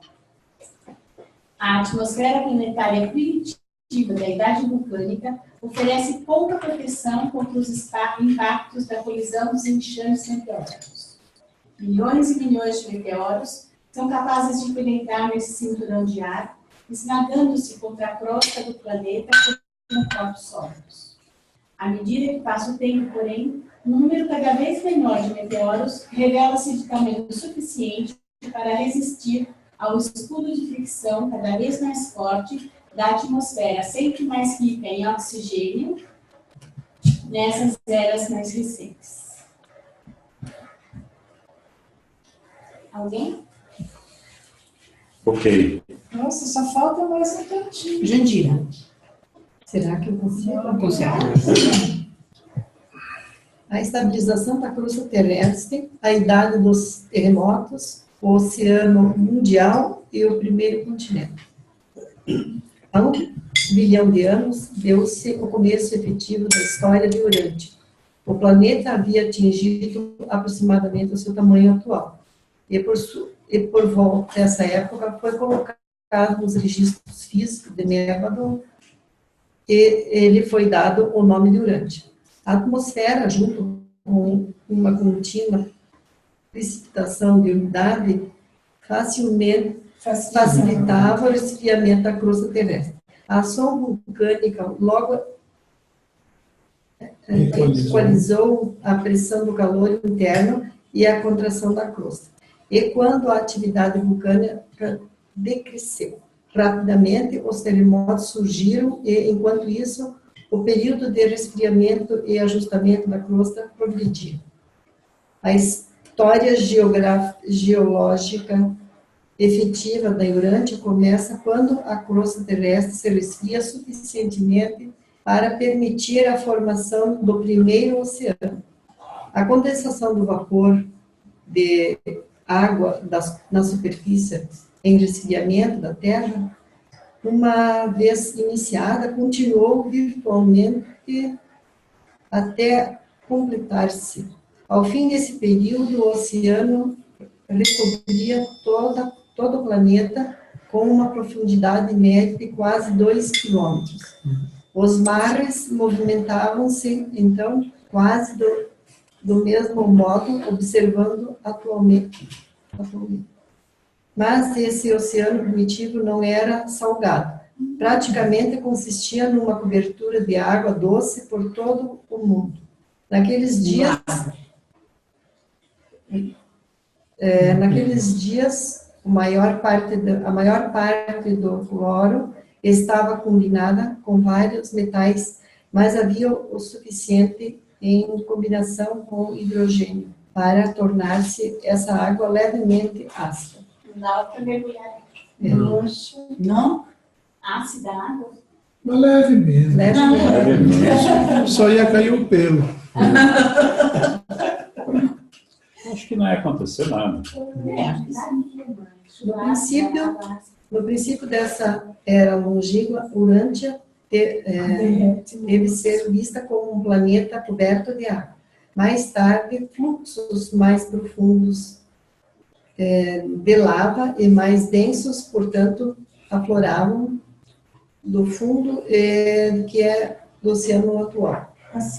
Oceano Pacífico atual. E essa parte da superfície coberta de água tornou-se uma depressão considerável. A primeira massa da Terra continental emergiu do Oceano Mundial como um ajuste de restabelecia do equilíbrio da crosta terrestre, na qual se tornava gradativamente mais espessa. Então, antes era tudo água, né?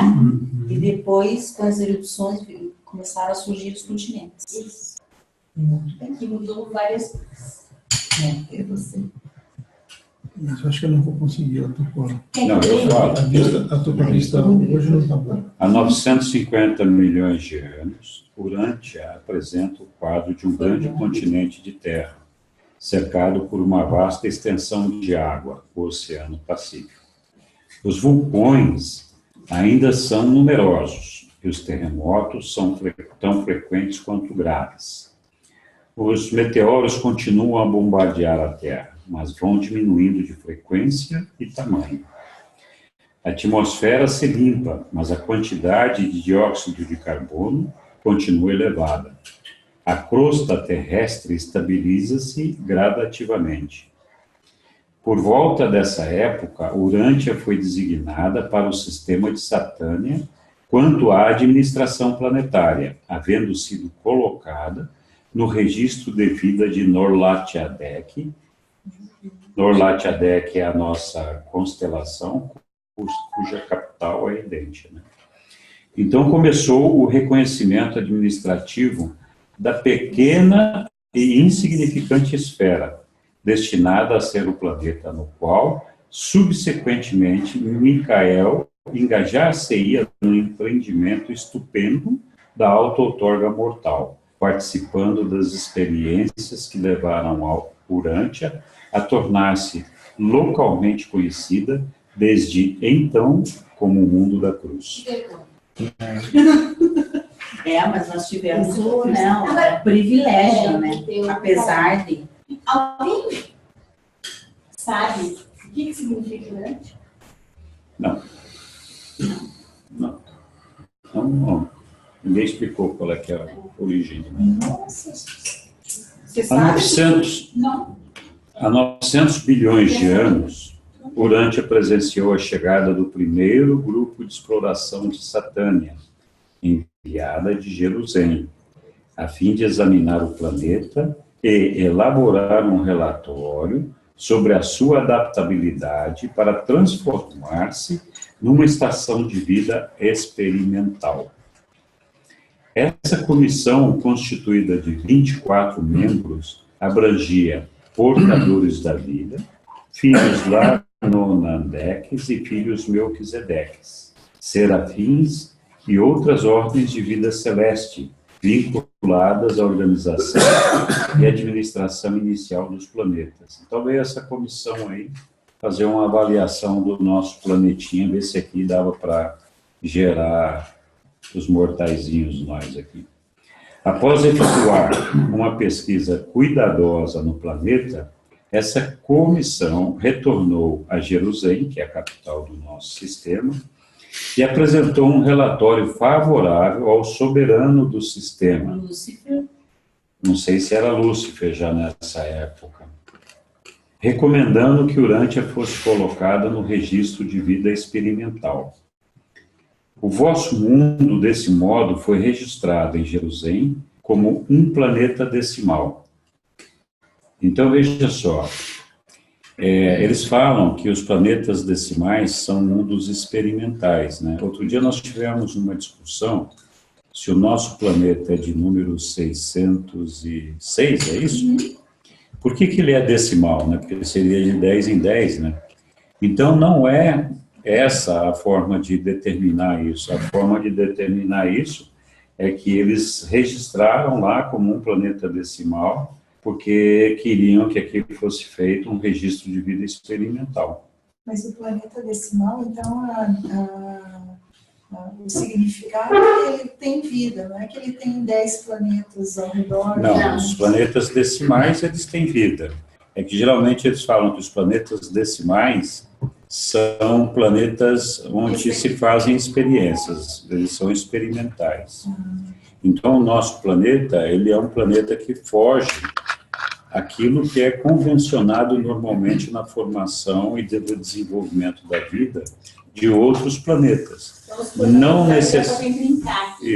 Não necessariamente de uma forma estupendamente diferente, mas com algumas diferenças. Experimental. Então, foi dessa forma que o nosso planeta foi registrado como um planeta decimal.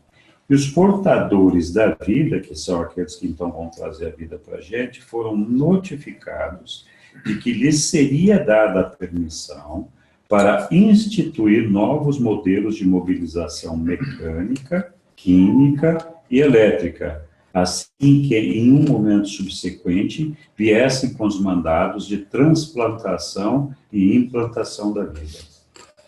Então é assim, não sei se, aqui acho que não fala disso, mas os portadores da vida, que são aqueles que trazem a vida para cada planeta, eles são isso apenas, eles são transportadores da vida. Eles não são os fabricadores da vida, não são os criadores. Então, essas vidas, essas formas experimentais ou não, elas são previamente definidas e desenvolvidas em laboratórios nos mundos Melquisedeques, onde tem um mundo reservado para os portadores de vida. Então, lá é feito tudo em laboratório, antes de vir para cá. Não sei se é igual a Matrix, mas... Não sei se é igual, mas... Porque Matrix acho que é outra história, né? Não, sim. Nasce lá dentro daquele negócio. Bom, então, foi dada essa permissão para os portadores da vida, para que eles tivessem, então, que instituir novos modelos de mobilização mecânica, química e elétrica, assim que em um momento subsequente viessem com os mandatos de transplantação e implantação da vida. Então, a nossa vida é derivada, formada pelo cloreto de sódio. Do nosso sangue, tanto quando a gente era uma nevinha lá no oceano, quanto hoje em dia através do nosso sangue. Mas isso está em todos os planetas. Todos são cloreto de sódio? Isso que eu ia falar, acho que não. Acho que não. Não, é o calcário, que é o esse é o elemento mais comum. Cálcio. Que é o comum. Não, acho que não. Cálcio é presente nos planetas, não no ser humano. Em todo o universo. Mas nas esferas, não no ser humano. Não, o ser humano também tem cálcio. Sim, mas não é a abundância de cálcio, é mais... Nosso esqueleto é cálcio. Proeminente. É o carbono. Carbono que está presente em tudo. Não, mas o cálcio tem uma possibilidade de cálcio, inclusive nas esferas, tanto que a maior parte das esferas é feita de cálcio, em qualquer planeta, mas não é experimental. Você está falando do cloreto de sódio, tanto que o nosso sangue tem cloreto de sódio. Se você lamber seu sangue é salgado. Será que em outros planetas eles têm a liberdade? Aqui eles fizeram com cloreto de sódio porque a gente é experimental, no outro eles vão fazer com... Não, aqui a gente não é experimental porque é cloreto de sódio. Não, é só uma suposição. Então, são os elementos químicos que mudam, são os elementos... Eles trouxeram elementos químicos, aqui falou que aqui, ó, mecânica, química e elétrica. Pode ser ou não cloreto de sódio ou qualquer outra coisa. São coisas, algumas variáveis, algumas diferenças. A gente não é completamente diferente dos seres dos outros planetas. Nós temos algumas diferenças. Diferente para eles testarem para ver se desse Sim. jeito evolui mais rápido, mais devagar. Mecânica, química com elétrica. Sim, mas não obrigatoriamente o cloreto de Não, sódio. mas- Nós não sabemos o que é. Elétrico. Os silícios. Não fala em melhor lugar nenhum. condutor, né? Não fala em lugar E o nenhum, mais porque o que, leve, que nós somos de Nós diferente? Não somos fala. pesados. Fala muito bem, Deus. é diferente. Mas o que eles uma parte O que eles nos diferenciaram na mecânica? Nós será? somos basicamente do planeta. É a base. É a Nossa base.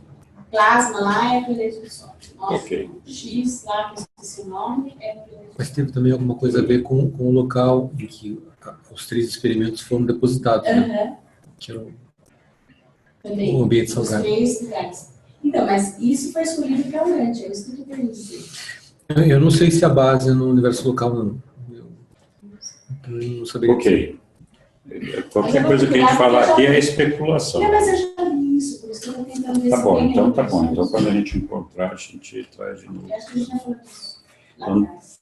No tempo devido, foram tomadas medidas para a ocupação planetária pela Comissão Mista dos 12 de Jerusalém, aprovadas pela Comissão Planetária dos 70 de Edente. Então, tinha uma comissão em Edente, que era formada por 70 seres, e uma em Jerusalém, que era formada por 12. E esses caras é que fizeram, então, as medidas de ocupação planetária. E os planos propostos pelos conselheiros assessores dos portadores de vida finalmente foram aceitos em Salvington. Logo depois, as teledifusões de Nebulon divulgaram o anúncio de que a Urântia tornar-se-ia um cenário onde os portadores de vida iriam executar o seu 60º experimento em Satânia, destinado a ampliar e a melhorar o tipo Satânia de modelos de vida de Nebulon.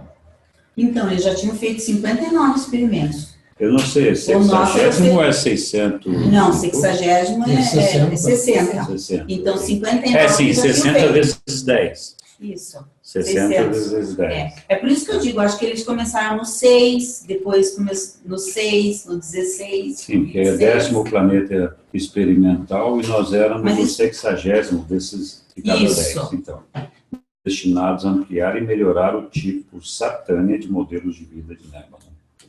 Pouco tempo depois de Urântia haver sido reconhecido pela primeira vez por intermédio das transmissões universais a todo Nebulon, foi-lhe conferido o status pleno de aceitação no universo. Logo depois, ela foi registrada nos arquivos dos planetas sedes do setor menor ao qual pertence o nosso universo e do setor maior do superuniverso.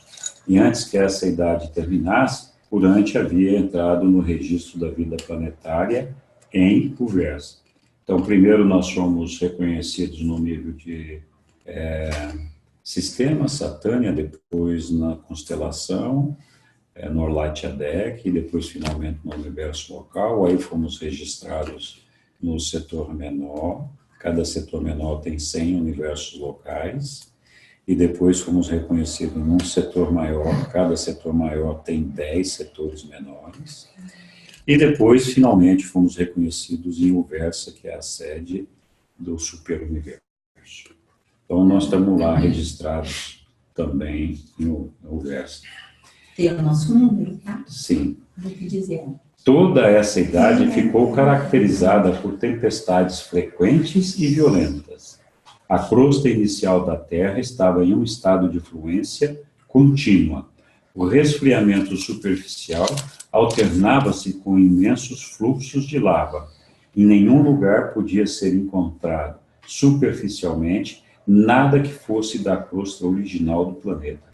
Tudo estava sendo misturado muitas vezes. As lavas de origem profundas em extrusão, e de novo tudo era juntado aos depósitos subsequentes do oceano primitivo, que abrangia todo o mundo. Estava fervilhando a sopa ali. Caldeirão. Em nenhum lugar na superfície do mundo serão encontradas mais das remanescentes modificações dessas antigas rochas pré-oceânicas do que no nordeste do Canadá, perto da Baía de Hudson. Então, lá é onde ficaram os materiais mais antigos dessa era. Aquela extensa elevação granítica é composta de pedra que pertence às idades pré-oceânicas. As suas camadas de rocha foram aquecidas, dobradas, torcidas, e de novo recurvadas e mais uma vez ainda submetendo-se a todas essas experiências metamórficas de deformação. Imagine, pré-oceânicas, hein? É. Lá tem rochas pré-oceânicas, antes da vida oceânica. Ao longo das idades oceânicas, depositaram-se enormes camadas de pedra estratificada, livre de fossilizações, sobre esse antiguíssimo fundo de oceano. A pedra calcária pode formar-se como resultado de uma precipitação química. Nem todo o calcário mais antigo foi produzido por depósitos de vida marinha. E nenhuma dessas formações rochosas antigas serão encontradas evidências de vida. Elas não contêm fósseis, a não ser que, por acaso, depósitos mais recentes da Idade das Águas se hajam misturado a essas camadas mais antigas anteriores à vida. A crosta inicial da Terra era altamente instável, mas as montanhas não estavam em processo de formação. O planeta contraiu-se sob a pressão da gravidade enquanto se formava. As montanhas não são resultados do colapso da crosta em resfriamento de uma esfera em contração. Elas surgem mais tarde, sendo resultado da ação da chuva, da gravidade e da erosão.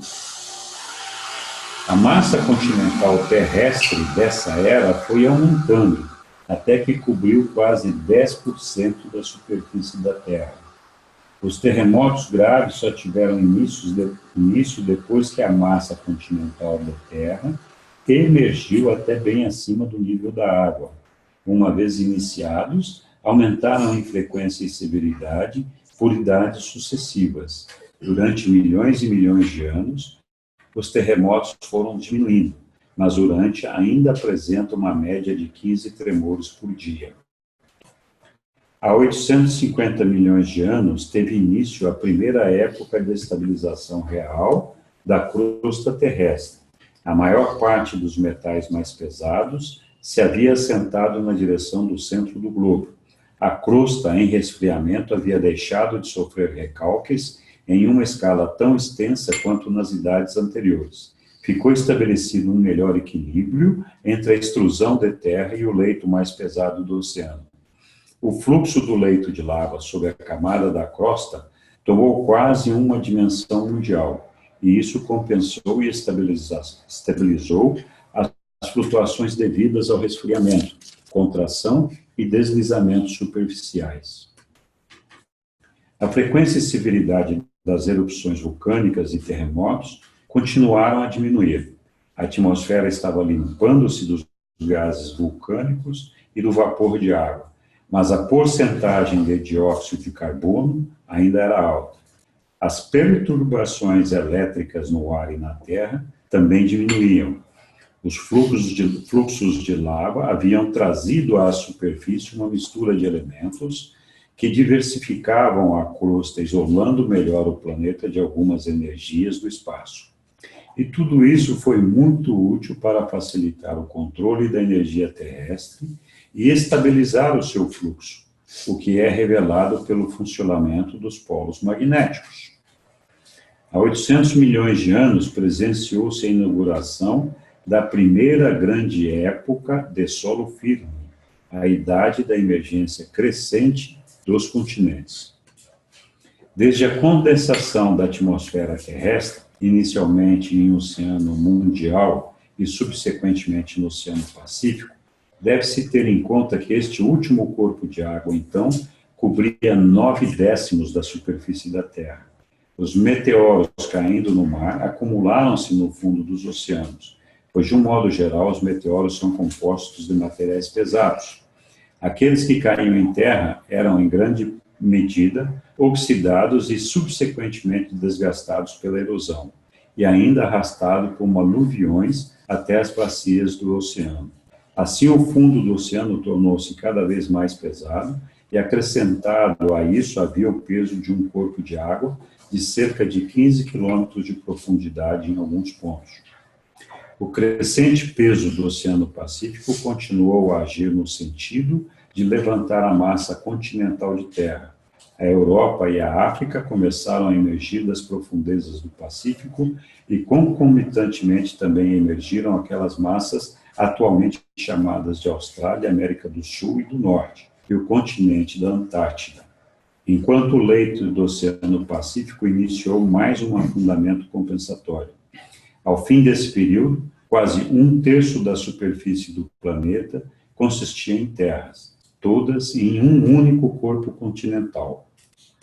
E a Europa não falaria, não fala? Sim. Olha Os lá, primeiros, Europa e a África. Ah, é. Com esse aumento na elevação das terras, apareceram as primeiras diferenças climáticas no planeta. A elevação das terras, as nuvens cósmicas e as influências oceânicas constituíram-se nos fatores principais a causar as flutuações climáticas. A espinha dorsal da massa da Terra asiática alcançou uma altitude de quase 15.000 metros, na época da emergência máxima das terras. Tivesse havido muita umidade no ar, flutuando sobre essas regiões sumamente elevadas, enormes capas de gelo ter-se-iam formado, e a idade do gelo teria chegado muito antes. Centenas de milhões de anos se passariam antes que tanta terra de novo surgisse acima da água. Há 750 milhões de anos surgiram as primeiras fendas na massa da Terra continental, como uma grande fenda separando o norte e o sul, a qual mais tarde foi preenchida pelas águas do oceano e preparou o caminho para o movimento no sentido oeste dos continentes da América do Norte e América do Sul, inclusive a Groenlândia. A longa falha leste-oeste separou a África da Europa, distanciando do continente asiático as massas de terra da Austrália, das ilhas do Pacífico e da Antártida. Há 700 milhões de anos, Urântia estava aproximando-se da maturidade em termos de condições necessárias à manutenção da vida. Os movimentos dos continentes continuavam. O oceano penetrava cada vez mais nas terras, formando longos dedos de mar e criando aquelas águas rasas e abrigadas nas baías que tão adequadas são como habitat da vida marinha. Há 650 milhões de anos, presenciou-se mais uma separação das massas terrestres e, consequentemente, mais uma expansão dos mares continentais. E essas águas estavam rapidamente atingindo aquele grau de salinidade essencial à vida urântia. Tá aí, ó. Então, esses mares e os seus sucessores estabeleceram os registros de uma vida em Urântia, como foi subsequentemente descoberto em páginas de pedra bem conservadas, volume sobre volume, à medida que uma era sucedeu à outra e uma idade à outra. Na realidade, esses mares internos das épocas remotas foram os berços da evolução. Este documento foi apresentado por um portador de vida, membro do corpo original de Urântia e atualmente observador residente. Ele ainda está em Urântia. Tá, sim, Residente está residente aqui em Urântia. Mas aonde ele mora, nos apresenta. Onde que ele Pois mora? é, cadê? Agora, só uma coisinha. O que eu falei sobre o projeto de soja, a vida ignorante, a experimental, etc., está no documento 58, que a gente vai ver semana que vem, na sequência. Você está falando isso. Então, Eu não vou ler agora porque... Muito interessante. então, nós terminamos o documento de hoje, quase que no finalzinho mesmo da nossa sessão. A semana que vem, o pai da Sueli vai passar por um procedimento cirúrgico em São Paulo, então a gente não vai estar aqui na segunda-feira. Então nós vamos fazer a reunião na outra segunda-feira. Nós podemos fazer uma reunião neste sábado, se vocês quiserem. Não? Não, a gente vai para São Paulo. Ah, a gente vai para São Paulo, então vai dar. Então vai ficar para outra. Então, fora essa segunda, na outra, que é o documento 58, E quem vai preparar o documento? Eu posso preparar. Então, a Lília vai preparar o documento. Ele, na verdade, ele é bem curtinho, são 4 páginas só.